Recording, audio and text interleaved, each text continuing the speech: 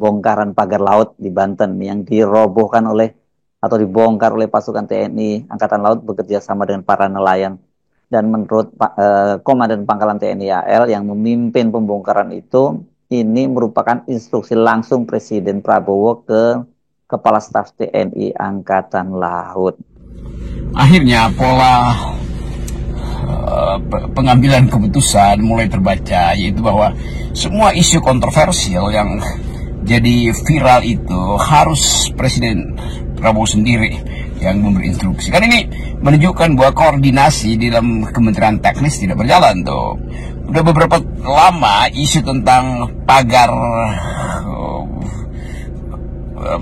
PIK 2 itu disebut pagar PIK 2 itu jadi isu kontroversial, tapi nggak ada satupun menteri yang punya semacam inisiatif untuk menunjukkan bukti bahwa mereka paham siapa pemilik pagar, apa alasan pagar itu dibuat, dan apa konsekuensi dari pemagaran itu terhadap kehidupan penduduk, apa akibat dari isu rasisme yang mulai berkembang, rasialisme mulai berkembang dengan pagar itu, bagaimana memastikan bahwa keamanan di wilayah itu tidak menimbulkan semacam saling curiga yang bisa menghasilkan instabilitas politik lokal yang bisa meluas menjadi nasional.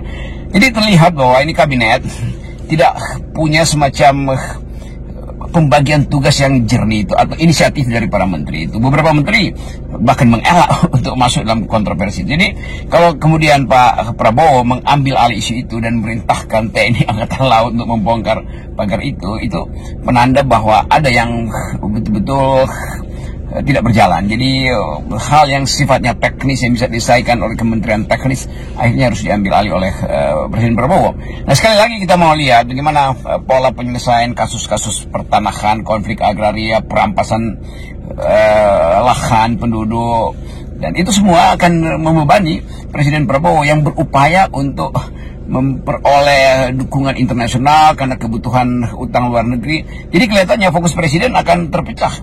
Keinginan Pak Prabowo untuk masuk di dalam pergaulan internasional untuk membuktikan bahwa Indonesia bisa menghidupkan sinyal perdamaian dunia, bisa ikut serta untuk memperkuat basis ekonomi selatan dengan mengaktif di BRICS. Kan kelihatannya hal-hal yang seharusnya dibebankan misalnya pada wakil presiden misalnya, itu tidak dijalankan. Kan cukup wakil presiden yang melakukan fungsi pemantauan soal Pandai Indah Kapuk. Kenapa wakil presiden tidak dilibatkan misalnya, atau tidak ambil inisiatif untuk sekedar memberi sinyal pada pers bahwa pemerintah concern dengan isu yang sudah viral di Pantai Indah Kapuk? Kan dua itu kan petunjuk bahwa wakil presiden memang tidak punya kapasitas untuk mengambil inisiatif menyelesaikan soal itu.